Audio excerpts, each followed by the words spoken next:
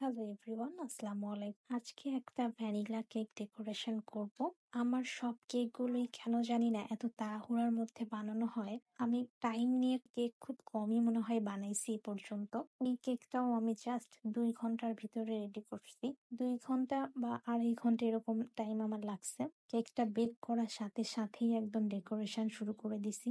দেন কেকটা বেক করে mould out করে এখন কেটে নিচ্ছি। কাটতে যেও এত তাড়াহুড়ার মধ্যে কাটছি যে কাটতে যেয়ে আমি ঠিকমতো তেরা বেঁকা করে কেটে ফেলছি। মানে খুব তাড়াতাড়ি আমার কেকটা বানাতে হবে, এর জন্য হচ্ছে কেকটা এরকম করে কেটে ফেলছি। কেটে এখন সুগার সিরাপ দিয়ে দিচ্ছি। সুগার সিরাপ দিয়ে কেকের ক্রিম দিয়ে কেকটাকে কভার করে দেন আর একটা পার্ট দিয়ে দিলাম। এই পার্টটায়ও সুগার সিরাপ দিয়ে দিচ্ছি। ক্রিম দিয়ে দিলাম, ক্রিম দিয়ে দেন যে লাস্টে যে পার্ট সেই পার্টটাও দিয়ে দিচ্ছি।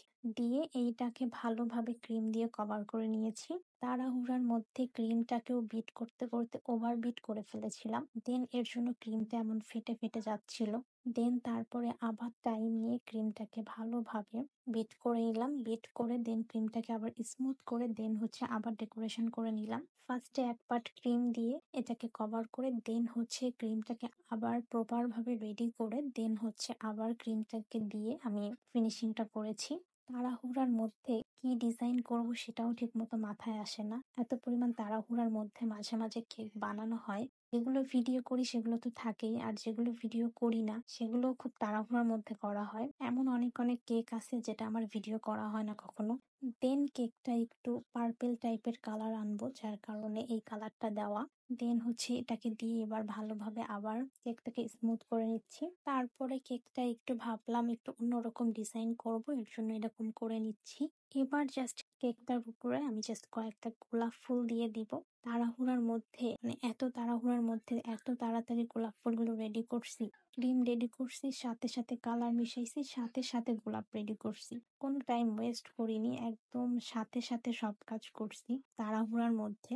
বললাম যে কেকটা বেক করেছি, জাস্ট বেক করে রেডি করতে জাস্ট 2-2.5 ঘন্টার ভিতরে এটাকে আমি কমপ্লিট করছি। কেকটা বানাতেও তো মিনিমাম 40 থেকে 50 মিনিটের মতো লাগে।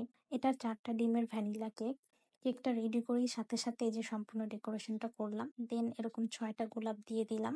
এবার এত তাড়াহুড়ার মধ্যে আমি যে নজেল ব্যবহার করব সেটাই আমি ভুলে গেছিলাম। দেন সবুজ কালারটা দিয়ে এরকম করে পাতার মতো করে দিচ্ছি। এটা সম্পূর্ণ পাতা হয়নি কারণ আমি এখানে নজেলটা ব্যবহার করিনি। কোনো রকম একটু হলেই হচ্ছে, তার জন্য তাড়াহুড়া করে এরকম করে নিচ্ছি। এরকম করে একটু সবুজ দিয়ে দিলাম। দেন এখন হচ্ছে এটাকে একটু লাস্ট ফিনিশিং দেওয়ার জন্য তারপর নিচে জাস্ট এরকম একটু বর্ডার দিয়ে দিচ্ছি। এখানে আমি 2টা কালারের বর্ডার ব্যবহার করেছি। বর্ডারটা দেওয়া হয়ে গেলে আমার এই কেকটা কমপ্লিট। এবার আরেকটু কেকটাকে ফুটিয়ে তোলার জন্য জাস্ট আমি এগুলো ব্যবহার করছি।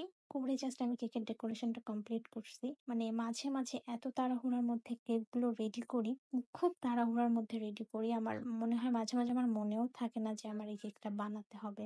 বা মাঝে মাঝে আমি বাসায় খাবারের জন্য কেক রেডি করি, তো তখনও মাঝে মাঝে অনেক তাড়াহুড়োর মধ্যে করা হয়, আবার অনেক সময় রিল্যাক্সেও করি। তবে রিল্যাক্সের থেকে আমার মনে হয় তাড়াহুড়োটা করেই বেশি করা হয়। আমার অন্যান্য কাজও থাকে, তো সব দিক মিলিয়ে আমার মাঝে মাঝে খুব তাড়াহুড়োর মধ্যেই কেকগুলো রেডি করি। সো এটা ছিল একটা 4টা ডিমের ভ্যানিলা কেক আর সেটা ডেকোরেশন। আর একদমই তাড়াহুড়োর মধ্যে কেকের ডেকোরেশনটা কেমন হয়েছে সেটাও কমেন্ট করে জানাবেন। সবাই ভালো থাকবেন, সুস্থ থাকবেন।